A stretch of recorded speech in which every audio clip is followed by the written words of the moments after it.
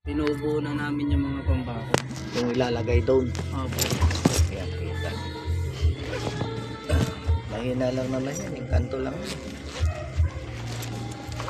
Nakasagi ito.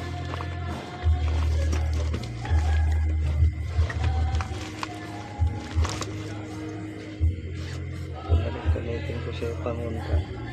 Ito nga po, nakadikit nga po sa ano ko ngayon. Huwag mo maalisin kahit maligo ka. In-epoxy mo ba yan? Yung tinahin ng asawa ko po eh. Pero naka-epoxy. Opo, dinikit ko yan. Naka-epoxy yan sa loob. Nakadikit po na pang mighty ba? Epoxy mo. Wala magsira na yan. Ah, nadudurog po ito? Oo, papel lang yan at dasal eh. Ganito yan. Siguro pa ako dun. Epoxy. Epoxy ano. Pag epoxy kasi lifetime, iipitan mo lang siya na alambre para magkaroon ng sabitan. Tapos babalutin mo na epoxy. Ganun lang yan.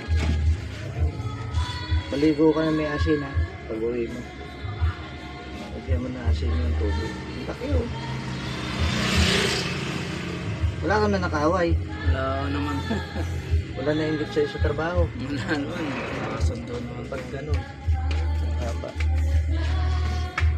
Masagot ka pa.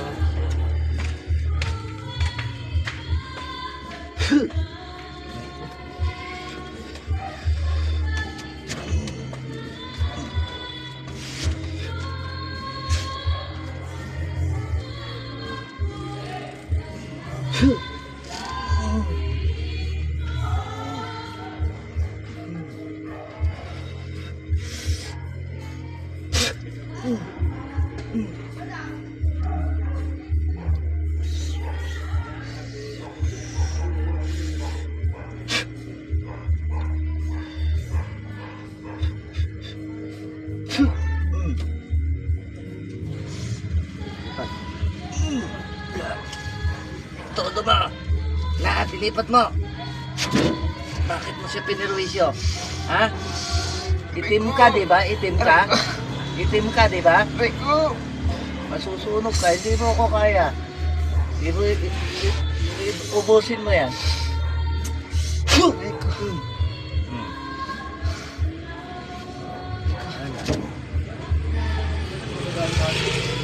Pinirwisyo ka ng tao eh. Problema mo yan. Ayos ka na. Hmm?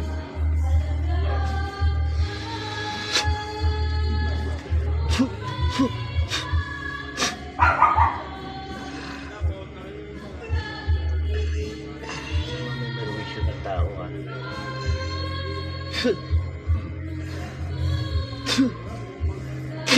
Alis.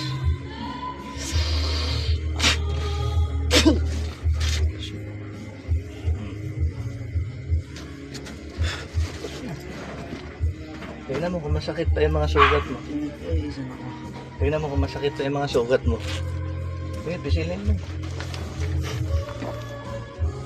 Wala. Ha? Daan ka simbahan bukas ha. Magpasalamat ka. Pupunta nga po kami simbahan sa Batangas bukas eh. Simbahan Kala na ba lang, to? oh. May bisita po kami. O, magsimba ka. Pasalamat ka doon.